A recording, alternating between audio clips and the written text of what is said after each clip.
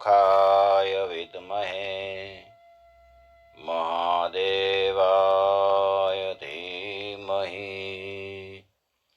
तन्नो रुद्र प्रचोदयात्।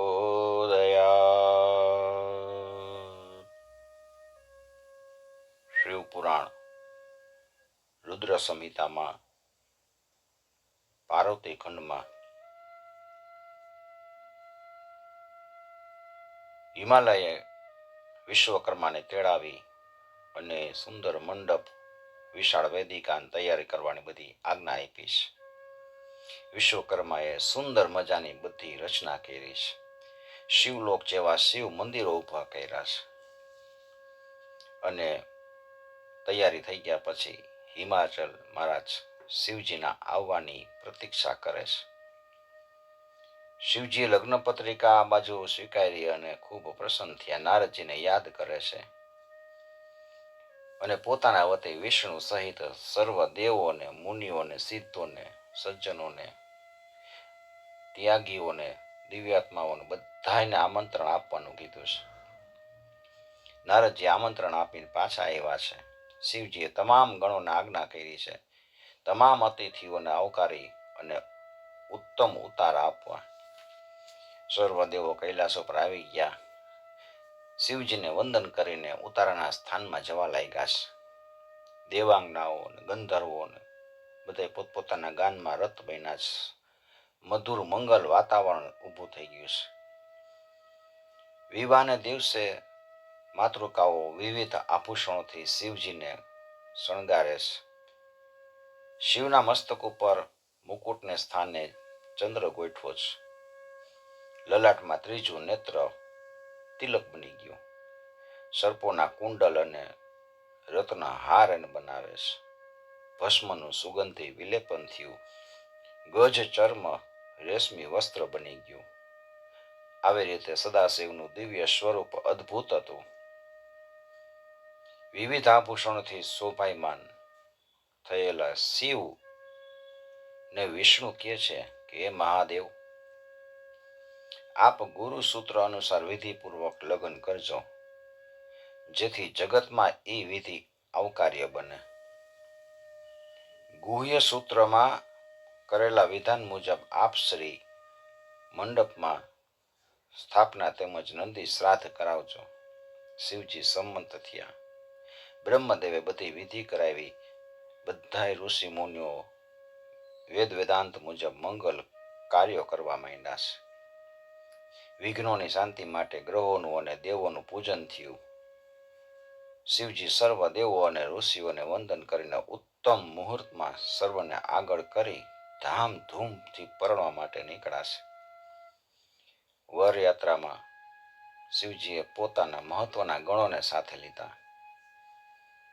એ બધાય 1000 હાથ ધરાવતા જટા મુકુટવાળા, શક્તિશાળી 3 નેત્રવાળા, રુદ્રાક્ષના આભૂષણો ધારણ કરેલા, કુંડળો, બાજુબંધ અને હાર ધરાવતા હતા. એ વખતે ચંડી દેવી રુદ્રની બેન બનીને મસ્તકે સોનાનો કળશ ધારણ કરીને આવી છે. એનું ભૂત સૈન્ય આશ્ચર્ય જન્માવતું હતું. ડમરૂનું નાદ થવા લાગ્યું. ભેરીનો ગણગણાટ અને શંખોની ગર્જના આ મંગલોત્સવને બહુ મંગલમય બનાવતો હતો. એ વેળાએ વિષ્ણુદેવ ગરુડની સવારીને બ્રહ્માજીની હંસ ઉપર, વિષ્ણુ ભગવાન ગરુડ ઉપર બેસીને આવ્યા છે અને બ્રહ્માજી હંસ ઉપર, ઇન્દ્ર ઐરાવત હાથી ઉપર શોભાયમાન હતો. આવી રીતે બધા આવ્યા છે. દેવ કન્યાઓ, દેવ પત્નીઓ શિવજીના અનુરૂપ મંગલ ગીતો ગાતી ગાતી આવી છે. શિવજી સ્ફટિક જેવા સફેદ પોઠિયા ઉપર આરૂઢ થઈ ભવ્ય દિસતા હતા. ભગવાન વિષ્ણુએ જાન આગમનના સમાચાર નારદજી સાથે અગાઉથી મોકલી દીધા હતા. નારદજી મંડપની નીચે આવ્યા. આવો અદ્વિતીય મંડપ જોઈ આભાસ બની ગયા. હિમાલયે જાનના સ્વાગત માટે જે તૈયારી કરાવી હતી એ જોઈને નારદજી પણ આભા બની ગયા. જાનના સ્વાગત માટે નારદજી સાથે મૈનાક તેમજ અન્ય પર્વતોનો મોકલ્યા છે. દેવ સમૂહ સાથે શિવજીએ નગરના દ્વારમાં પ્રવેશ કર્યો. ચારે કોર આનંદ આનંદ થઈ ગયો. હિમાલય પર્વતો અને ભૂદેવોને સામયો કરવા માટે મોકલાશ અને પોતે પણ શિવજીના દર્શનાર્થે આવ્યો. શિવજીની વિશાળ જાન જોઈને ખૂબ જ હર્ષિત પામ્યો છે. શિવજીને પ્રણામ કરે છે. નંદી ઉપર બેઠેલા શિવજીની સેવામાં સુરેશ્વરો, ગણો, ચામર વગેરે ઉપસ્થિત છે. જમણી બાજુએ વિષ્ણુ અને ડાબી બાજુએ બ્રહ્માજી અને પાછળ ઇન્દ્ર. આ બધા દેવો આનંદિત થઈને શિવની સ્તુતિ કરતા હતા. શિવ પોતે બ્રહ્મ સ્વરૂપ છે, નિરાકાર છે, નિર્ગુણ છે. છતાંય લોક કલ્યાણ હેતુ માટે એને શરીર ધારણ કર્યું છે. હિમાલય સૌને પ્રણામ કરીને આવકારે છે. મેના વર યાત્રામાં પધારેલ પોતાની પુત્રી ના સ્વામીને નિહાળવા માટે ઈચ્છા કરે છે.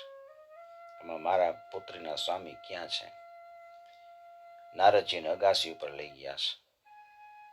એ વખતે સદાશિવને એમ થયું કે મેનાને અહંકાર આવ્યો છે, એટલે એને લીલા કરવાનો વિચાર કર્યો. સર્વ દેવોને કહે છે તમે બધા આગળ જાઓ, પોતે પાછળ રહે છે. બધા દેવો આગળ જાય છે. એટલે મેનાને એમ થયું કે આ વર લાગે છે. નારદજી કહે છે ના, આ તો વિષ્ણુ છે, આ તો બ્રહ્મા છે. ત્યારે વિચારે છે કે જેના સાથે આવેલા જાનૈયા છે આટલા સુંદર છે, તો એ શિવ કેટલા સૌંદર્ય યુક્ત હશે. વિષ્ણુ ભગવાન નજરે ચડ્યા. એનું રૂપ લાવણ્ય જોયું મેનાની આંખો અંજાઈ ગઈ હતી. પણ નારદજીએ બધું કીધું કે શિવજી તો હજી પાછળ છે. મેનાની જોવાની તત્પરતા વધી ગઈ છે. નારદજીએ કીધું કે જુઓ, હવે શિવજીની સવારી આવે છે. હવે એની સેનામાં જોયું ભૂત, પ્રેત, અનેક વાનર મુખા ગણો, કોઈ બેડોળ, કોઈ કદરૂપા, કોઈ ચિત્ર વિચિત્ર, કોઈ આંધળા, કોઈ અપંગ, તો કોઈ અનેક હાથવાળા, કેટલાક માથા વગરના, કેટલાક હાથ વગરના, કેટલાક હોઠ વગરના, કેટલાક કાન વગરના, આવી ભયંકર અને બિહામણા લાગતા શિવજીની જાનમાં આવેલા બધા ગણોને જોયું અને મેના ડરી ગયા છે. નારદજીએ આંગળી ચીંધી અને શિવજીને બતાવ્યા અને મેના ચક્કર ખાઈને પડી ગયા. મેના હોશમાં આવતા ચિંતાગ્રસ્ત બની નારદજી ઉપર ગુસ્સે થઈને કહે છે કે હે નારદ, તે મારી દીકરીને ભરમાવી, એની પાસે ભજન પૂજન કરાવ્યું અને આવો કદરૂપો જમાઈ આપીને તમે એને છેતરા છે. પેલા ઋષિ પત્નીઓએ અરુંધતીએ પણ અમારી સાથે કપટ કર્યું છે. એની પાર્વતી ઉભી હતી અને કહે છે દીકરી, તને આવું શું સૂઝ્યું? સોનાના બદલે કાચના ટુકડાને તે કેમ પસંદ કર્યો? શ્રેષ્ઠ દેવોને તજી અને શિવજીનું રૂપ શા માટે ધારણ કર્યું છે? ધિક્કાર છે તને અને તારી બુદ્ધિને. તારે લીધે મારું જીવવાનું નષ્ટ થઈ ગયું. નારદજીને શાંત પાડવાની કોશિશ કરે છે, પણ મેના વધારે ગુસ્સે થઈને નારદજીને કહે છે તમે અબ ઘડી અહીંથી ચાલ્યા જાઓ. મેનાને સમજાવવા માટે બ્રહ્માજીને સાથે ઋષિઓ બધા આવે છે, પણ બધા નિષ્ફળ ગયા. હિમાલયે પત્ની મેનાને ઘણી સમજાવી, છતાંય હઠ લઈને બેઠી કે આવા વિકરાળ સ્વરૂપ વાળા શિવજીની સાથે મારી દીકરીને આપશો તો હું પ્રાણ કાઢી નાખીશ. દીકરી પાર્વતી આવે છે અને માતાને સમજાવે છે, છતાંય માનતી નથી. એટલે પાર્વતીએ પોતાનો અડગ નિર્ણય જણાવ્યો કે મન, વચન અને કર્મથી સદાશિવને પતિદેવ તરીકે મેં સ્વીકાર્યા છે. હું બીજા કોઈને વરવાની નથી. માતાએ દાંત કચકચાવીને દીકરી ઉપર મુષ્ટિનો પ્રહાર કરવા લાગી. પછી ખુદ બ્રહ્માજી મેનાને સમજાવે છે કે હે મેના, શિવજી તો સમગ્ર જગતના સર્જનહાર છે, પાલનહાર છે, સંહાર કરનાર દેવ છે. તું એને સંપૂર્ણપણે જાણતી નથી એટલે દુઃખી થાસ. પણ મેના એની સલાહ માનતી નથી. આખરે વિષ્ણુ આવે છે અને કહે છે કે હે દીકરી, શિવજી તો નિર્ગુણ છે અને સગુણે છે. એને એક રૂપ નથી. એ રૂપ વિનાના સર્વોત્તમ રૂપના ભંડાર છે. તું આ ટાણે શોક ત્યજીને ઊભી થા. ત્યારે મેના કહે છે કે જો શિવજી સુંદર રૂપ ધારણ કરે ને તો જ હું મારી કન્યા પાર્વતી એને પરણાવીશ. વિષ્ણુએ નારદજીને શિવજી પાસે મોકલ્યા. નારદજી આવીને શિવજીને કહે છે તમારી બધી માયા હંકેલી લ્યો. લગ્ન કરવા હોય ને તો તમે સુંદર રૂપ ધારણ કરો. મેના એમ કહે છે. પછી તો શિવજીએ અદ્ભુત નયન રમ્ય અને મનોહર રૂપ ધારણ કર્યું છે. મેનાએ એ સદાશિવના મનોહર રૂપના દર્શન કર્યા અને દંગ બની ગયા. દીકરીને મનોમન આશીર્વાદ આપવા લાગી છે. તું કેટલી ભાગ્યશાળી છો. આજે તારે કારણે તેઓ અમારે ત્યાં પધાર્યા છે. અને પછી શિવજીની સ્તુતિ કરી, શિવજીની ક્ષમા માંગી છે. નગરની અન્ય સ્ત્રીઓ છે એ પણ શિવના અલૌકિક રૂપના દર્શન કરી અને પાર્વતીનું સૌભાગ્ય હતું એની પ્રશંસા કરે છે, પૂજન કરે છે. મેનાએ અનેક અલૌકિક રૂપ ધારી શિવજીની આરતી ઉતારી છે. પર્વતરાજના અંતઃપુરની સ્ત્રીઓ બધી પાર્વતીની સાથે કુળદેવી અંબિકાના પૂજનાર્થે નીકળી છે. તમામ દેવો અને ઋષિઓ મુનિઓ આદ્યશક્તિ જગતજનની પાર્વતીને નિહાળીને ભક્તિપૂર્વક મસ્તક નમાવી પ્રણામ કરે છે. સદાશિવ પણ પાર્વતીને જોઈને ક્ષણભર માટે બધું ભૂલી ગયા છે. અને પછી દેવો બધા પોતપોતાના આવાસોમાં જ્યાં ઉતારા આપ્યા હતા ત્યાં ગયા છે. ત્યારબાદ વિષ્ણુ વગેરે દેવો શિવાદેવી માટે ભેટો લઈને આવ્યા છે.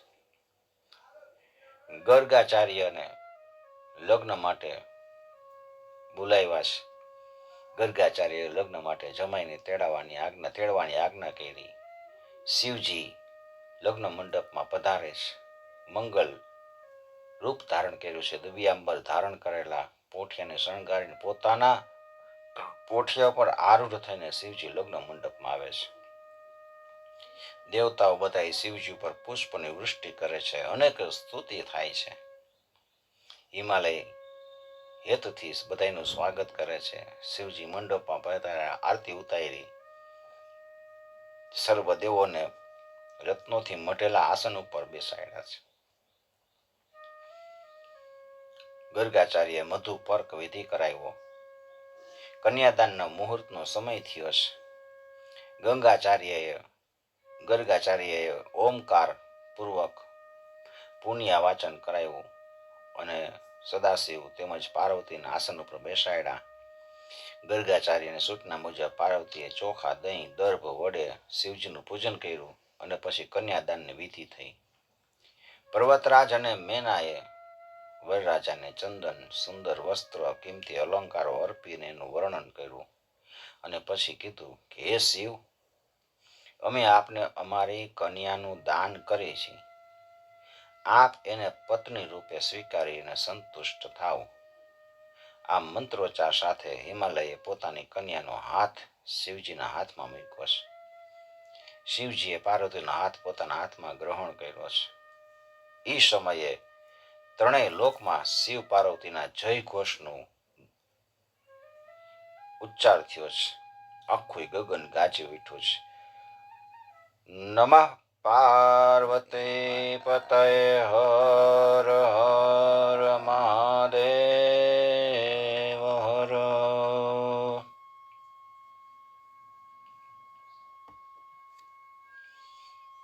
નમઃ શિવાય શાંબાય હરાય પરમાત્મને પ્રણતકલેશનાશાય યોગીનામ પતયે નમઃ. શિવ અને પાર્વતી બધા એમની સ્તુતિ કરે છે.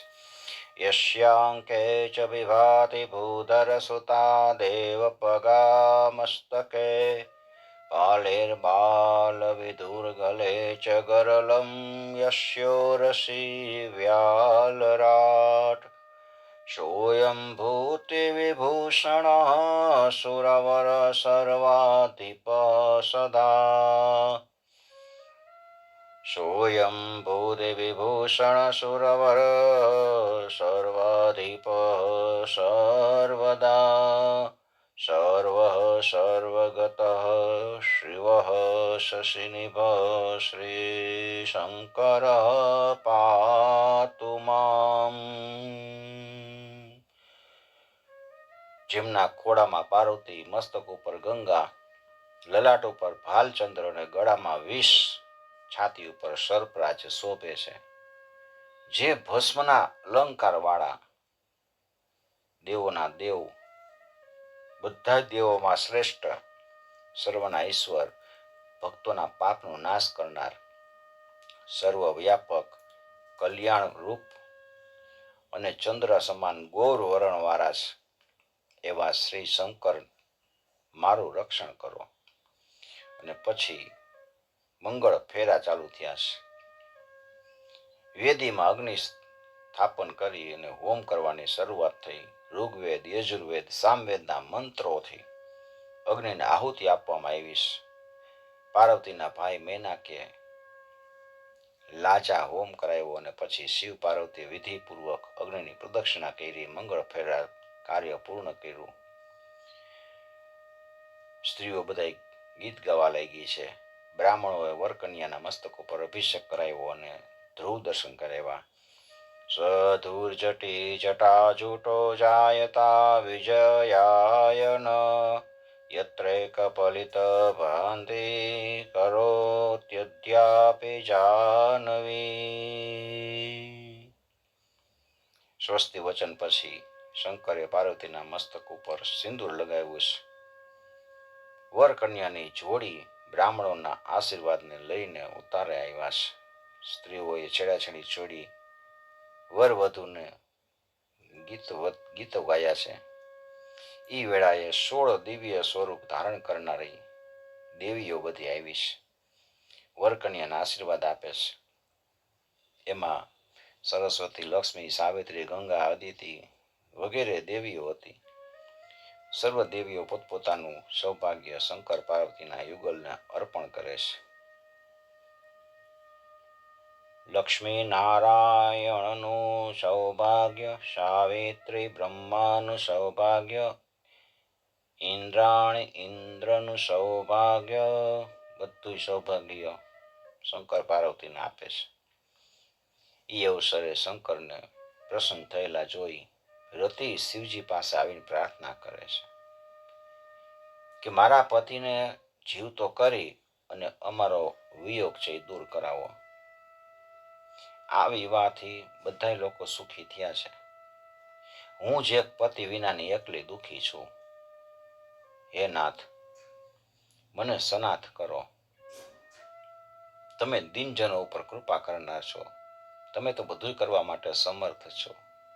મારો સંતાપ મારા પતિને સજીવન કરીને દૂર કરો.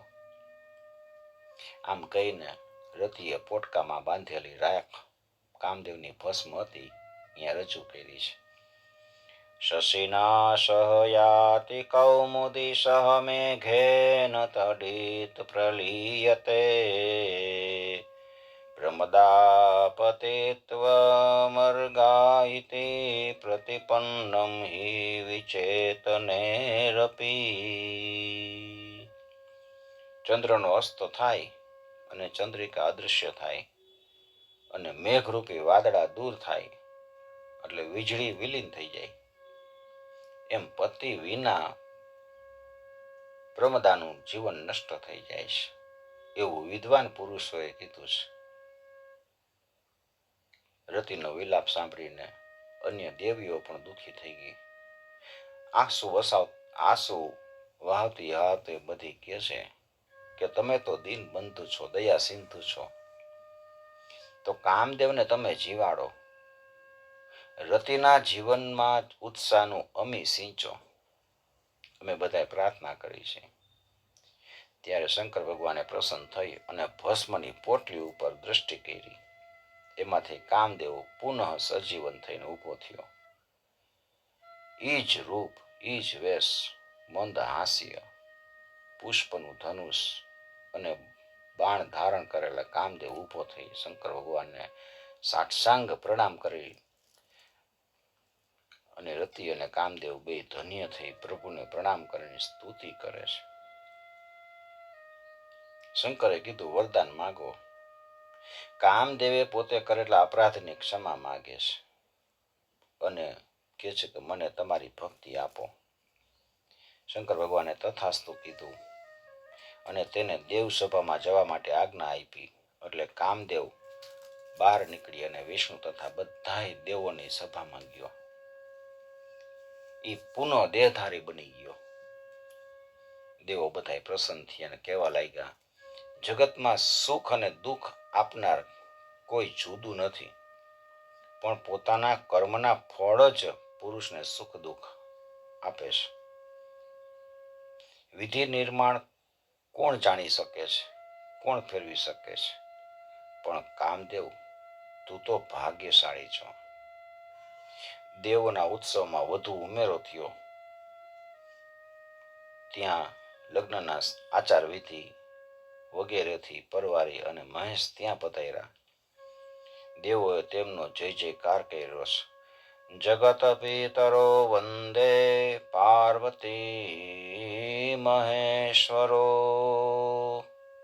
શંકરે દેવોના વંદન સ્વીકાર્યા અને પોતે સૌને વંદન કર્યા છે. અને શંકરનો જય ઘોષ કરતા કરતા દેવોનો સમૂહ આનંદ કર્યા નાદથી ગાજી ઉઠ્યો. હે શંભો, તમે જય પામો. હે મહેશ્વર, હે મહારુદ્ર, તમારો જય થાવો. હે પાર્વતીપતિ, તમારો જય થાવો. આવી રીતે જય જયકાર કર્યો છે. હે વાણી અને મનથી પર બ્રહ્મરૂપ, તમારો જય થાવો, જય થાવો. ત્યાં હિમાચલ મારા તરફથી તેડું આવ્યું. બધાને ભોજન માટે બોલાવ્યા છે. બધા ભોજન કરવા માટે આવ્યા છે. વિનોદ કરતા કરતા જમે છે.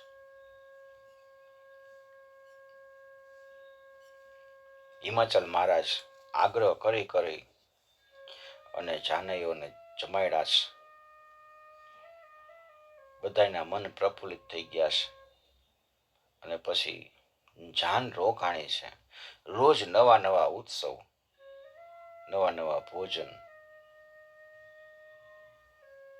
પછી તો સપ્તર્ષિઓએ જઈ અને હિમાચલ મહારાજને સમજાવે છે કે હવે જાન વળાવવાનું મુહૂર્ત નક્કી કરી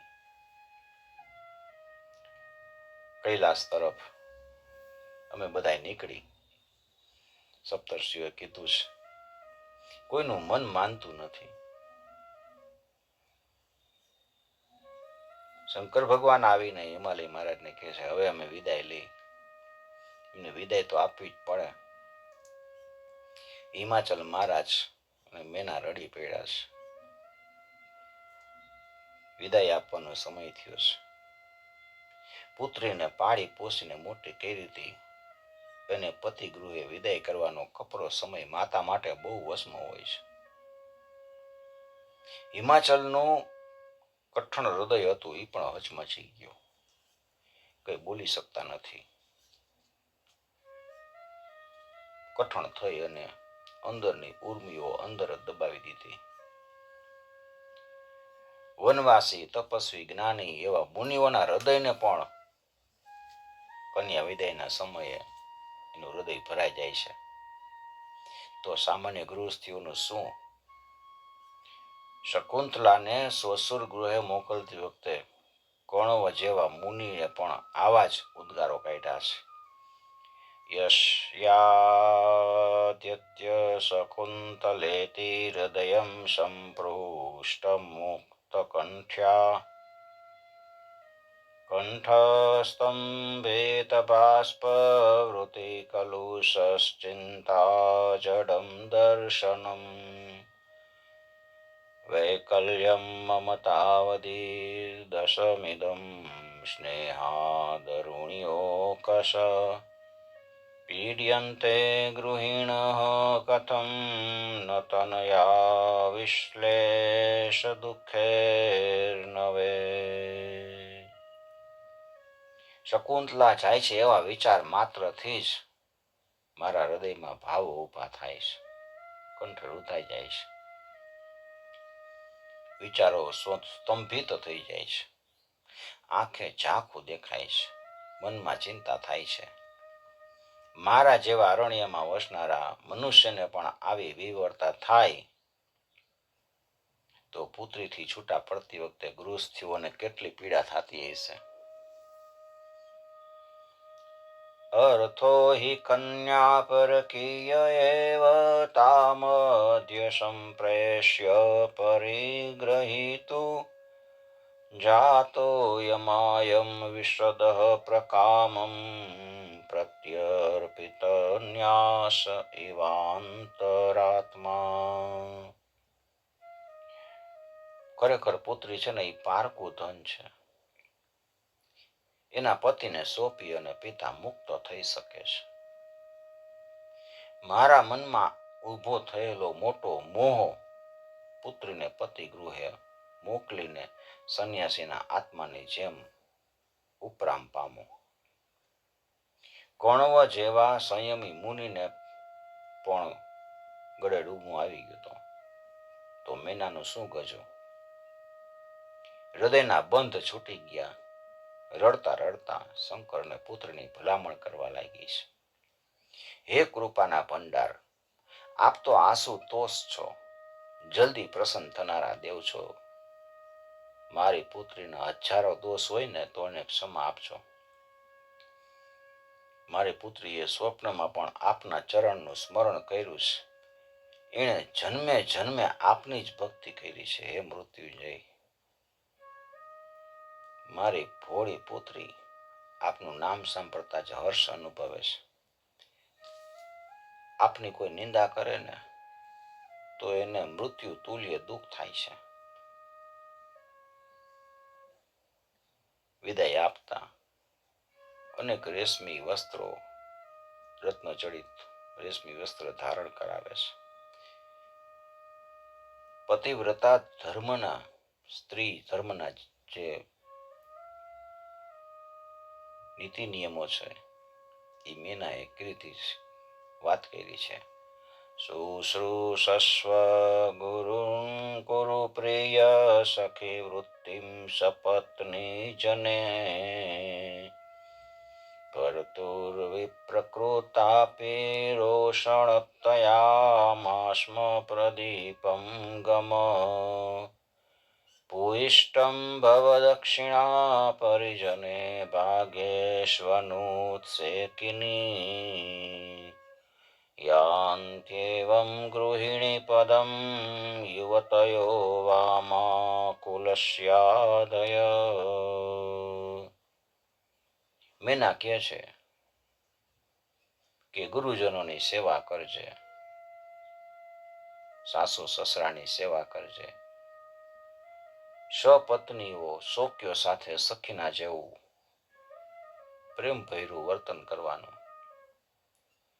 પતિનો વિયોગ થાય તો પણ પતિ ઉપર રોષ ન કરવો. નોકર ચાકરોને પૂરતું ધન આપીને સંતુષ્ટ રાખવા અને પોતાના ભાગ્યોદય સમયે ગર્વ ન કરવો. આવા આચારવાળી સ્ત્રીઓ ગૃહિણી પદ પામે છે. બીજી સ્ત્રીઓ કુલને ઉપાધિરૂપ થઈ પડે છે. બ્રાહ્મણ પત્નીઓ આવી છે. પાર્વતીને કહે છે કે ધર્મમાં વૃદ્ધિ રાખનારા મારા વચનો તમે સાંભળો. પતિવ્રતા સ્ત્રીને ધન્ય છે. બ્રાહ્મણ પત્નીઓ કહે છે ઈ સર્વને પવિત્ર કરનારી પતિત પાવની ગણાય છે. પતિવ્રતા હોય ને એ પતિત પાવની ગણાય. સાવિત્રી, લોપમુદ્રા, અરુંધતી, સાંડિલ્યા, અનસૂયા, લક્ષ્મી, સ્વધા વગેરે અનેક સતી સ્ત્રીઓ છે. એ બધી સ્ત્રીઓ પોતાના પાતિવ્રત ધર્મથી દેવોને પણ માન્ય બની છે. માટે તમારે પ્રભુ શંકરની નિત્ય સેવા કરવી. વેદ અને ધર્મશાસ્ત્રોમાં જે પતિવ્રતા ધર્મ બતાવ્યા છે એના જેવો બીજો કોઈ ધર્મ સ્ત્રી માટે નથી. પતિવ્રતા સ્ત્રીએ નિત્ય પતિના હિતનું કાર્ય કરવું અને પતિની નિંદા કરવી નહીં કે સાંભળવી નહીં. પોતાની ગુપ્ત વાત કોઈને કહેવી નહીં અને પતિની આજ્ઞા વિના ક્યાંય બહાર જવું નહીં. ગૃહસ્થી પતિવ્રતાએ પતિને જમાડી અને પછી જમવું. પિતૃઓ, અતિથિઓ, નોકર ચાકર, ગાય, ભિક્ષુક, સંન્યાસી વગેરેને આપ્યા વિના એને ખાવું નહીં. પોતે આનંદિત રહેવું અને પતિના આનંદમાં વૃદ્ધિ કરવી. પતિનું દીર્ઘાયુષ્ય ઈચ્છતી પત્નીએ હળદર, કંકુ, સિંદૂર, કાજળ, પાનબીડું, માંગલિક આભૂષણ, વેણી અને હાથના કાનના ઘરેણા દૂર કરવા નહીં. પત્નીને માટે પતિ એ જ ગુરુ છે. દેવદર્શન, તીર્થાટન, વ્રત, તપ એ બધું પતિની સેવામાં જ આવી જાય. બીજે ક્યાંય એને જવાની જરૂર નથી. જીવ વગરનું શરીર હોય ને તો એ અપવિત્ર થઈ જાય. એમ ધણી વિનાની સ્ત્રી છે એ સર્વકાળ અપવિત્ર ગણાય છે. જેના ઘરમાં દેવી તુલ્ય પતિવ્રતા સ્ત્રી હોય એ પતિ ધન્ય બની જાય છે. પતિવ્રતા સ્ત્રીના પુણ્યને લીધે પતિનો વંશ, પિતાનો વંશ અને માતાનો વંશ આ લોકમાં અને પરલોકમાં પણ સુખ પામે છે. પતિવ્રતાના ચરણો જે ભૂમિને અડકે એ ભૂમિ પવિત્ર થઈ જાય છે. સૂર્ય, ચંદ્ર અને વાયુ પણ પોતાને પવિત્ર કરવા માટે પતિવ્રતા સ્ત્રીના પાવન પગનો સ્પર્શ કરે છે. સ્ત્રીઓ તો અનેક હોય છે, રૂપ, લાવણ્ય અને ગર્વવાળી, પણ પતિવ્રતા સ્ત્રી તો પરમાત્માની કૃપાથી જ હોય છે અને કૃપાથી જ મળે છે. જે સ્ત્રી પોતાના પતિને દેવ માનતી હોય એનામાં અને ગંગામાં લગી રહે તફાવત જ નથી. ગંગા અને પતિવ્રતા સ્ત્રી બે સમાન છે. એ સિવાય પતિ ઓમકાર છે, પત્ની શ્રુતિ છે, પતિ તપ છે અને પત્ની ક્ષમા છે. પતિ ફળ છે અને પત્ની એનું સત્કાર્ય છે. પતિવ્રતા સ્ત્રીઓ છે ને 4 પ્રકારે જાણી શકાય. જેનું મન સ્વપ્નમાં પણ પોતાના પતિને જ દેખે એ સ્ત્રી ઉત્તમ પતિવ્રતા કહેવાય. જે સ્ત્રી સારી બુદ્ધિના લીધે પર પુરુષને પિતા, ભાઈ કે પુત્ર સમાન માને એ મધ્યમ પતિવ્રતા છે. જે સ્ત્રી પોતાના ધર્મ સમજીને સારા ચારિત્ર વાળી છે અને મનને ભટકવા દેતી નથી એ અધમ પતિવ્રતા કહેવાય. પણ જે સ્ત્રી પતિના અને કુળના ભયથી દુર્વ્યવહાર કરતી અટકે એને વિધવાનો અધમ પતિવ્રતા કહે છે. આ 4 વર્ગની પતિવ્રતાઓ પવિત્ર રહે છે અને આનંદ પામે છે. હે પાર્વતી, તમે હંમેશા પ્રેમથી પતિની સેવા કરજો. તમે તો સાક્ષાત જગદંબા છો. આવું બધું તમને કહેવાનું ન હોય, પણ લોકાચાર અનુસાર અને મેં તમને બધી વાત કરી છે. આમ કહીને બ્રાહ્મણ પત્નીએ શંકર અને પાર્વતીને પ્રણામ કર્યા અને પોતાના સ્થાને ગઈ છે. પછી પુત્રીને વિદાય આપતા દુઃખી થતા માતા, પિતા, સ્નેહી, સંબંધી, ઋષિ મુનિઓ આવી બધાને સમજાવે છે, ધીરજ આપે છે, શાંત કરે છે. શુભ મુહૂર્તમાં પાલખીમાં શંકર અને પાર્વતીને બેસાડ્યા છે, આશીષ આપ્યા છે. ગચ્છ પુત્રી સેવાસ્તે પ્રંથાન સંતુ. થોડક સુધી વડાવા સૌ જઈ સંબંધીઓ સાથે હિમાચલ પોતાના નગરમાં પાછા ફર્યા છે અને મહેશ્વર વિવાહ કરી અને કૈલાસ ઉપર આવીને પહોંચ્યા છે. શંકર અને પાર્વતીએ સર્વ દેવગણો વગેરેને ઉત્તમ ભેટો આપી ખુશ કર્યા. મુનિઓને યોગ્ય ગાયો વગેરેના દાન આપ્યા છે અને પછી વળાવ્યા છે. અને પોતાના ગૃહ વચ્ચે શિવ પાર્વતીએ ગૃહસ્થાશ્રમ શરૂ કર્યો છે. શિવ વિવાહનું આ મંગળ ચરિત્ર જે કોઈ શુદ્ધ ચિત્તથી સાંભળશે અને સંભળાવશે એ શિવલોકને પ્રાપ્ત કરશે. એના સર્વ વિઘ્નો દૂર થઈ જશે. આધિ વ્યાધિ ઉપાધિનો નાશ કરનાર આ શંભુ ચરિત્ર આનંદ આપનારું, યશ વધારનારું, બુદ્ધિ અને જ્ઞાન વધારનારું તથા મુક્તિ આપનારું છે. શૃણુયાદા શુચિ ભૂત્વા ચરિતં શિવયો શિવમ સિદ્ધયન્તિ સર્વકાર્યાણિ સત્યં સત્યં ન સંશય. ઓમ નમઃ પાર્વતી પતયે હર હર મહાદેવ.